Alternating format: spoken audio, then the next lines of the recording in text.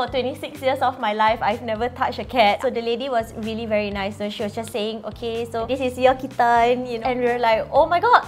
And just like that, you know, my life changed. Hi everyone! Welcome back to this episode of In a Nutshell, How to Choose a Pet for the First Time. In today's episode, we're going to talk about shopping and adopting pets. So when I first got Zeus, and at that point in time, to be very honest, I'm actually very scared of cats.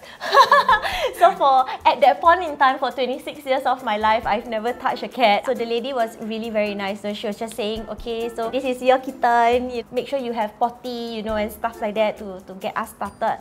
We went out one evening and we came home with Zeus, and we were like, oh my god.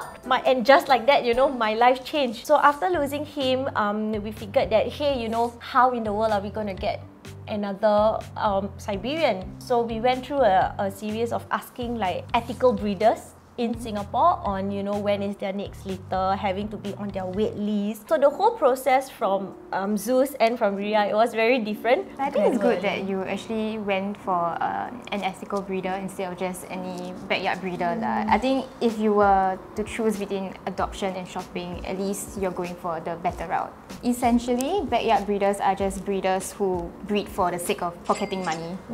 Yeah, they have no care and concern for the well-being of the pets. Correct. Whereas for ethical breeders, they actually trace back to the ancestry to ensure that the health and well-being of the cat or the pet is well taken care of. But I think the pricing difference also plays a part, right? And I think it's like backyard breeders, I think one kitten is probably like 500 bucks. In comparison to if, you know, you're getting like example a Siberian of good health, ethical breeding, it comes with a certification maybe and stuff. I think that could break you up like maybe 2.5.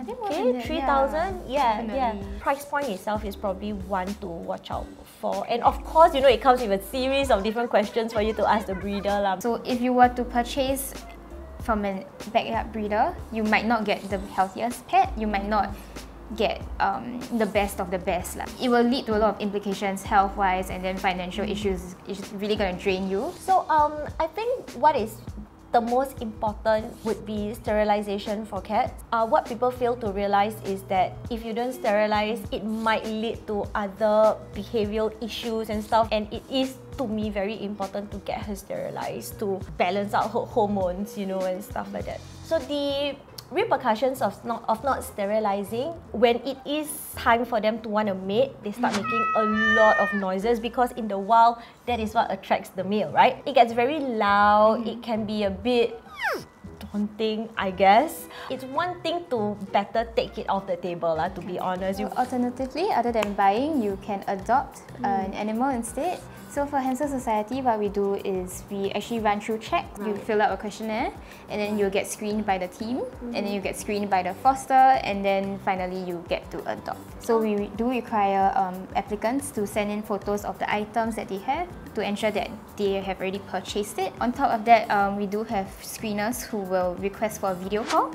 So to make sure that it's really yours and it's really in your own house. Right. Yeah. In our contract, we also do state that if we have any grounds for suspicions, we can go down for a site visit. Right. We like to kepo our hamsters once they get adopted out. We do have adopters who do start their own Instagram pages. So that's a very fun way for us to like kepo and keep track and make sure, yes, correct, make sure that everything's okay. That's really nice, right? Yeah. We do want to make sure that the relationship between the fosters and the adopters are cordial and good. That's all for this episode on adopting and shopping for your pet. In the next episode, we will talk more about how to prepare your home for your new pet. I'm Ernie. I'm Shannon. And this is In a Nutshell, How to Choose Your Pet for the First Time.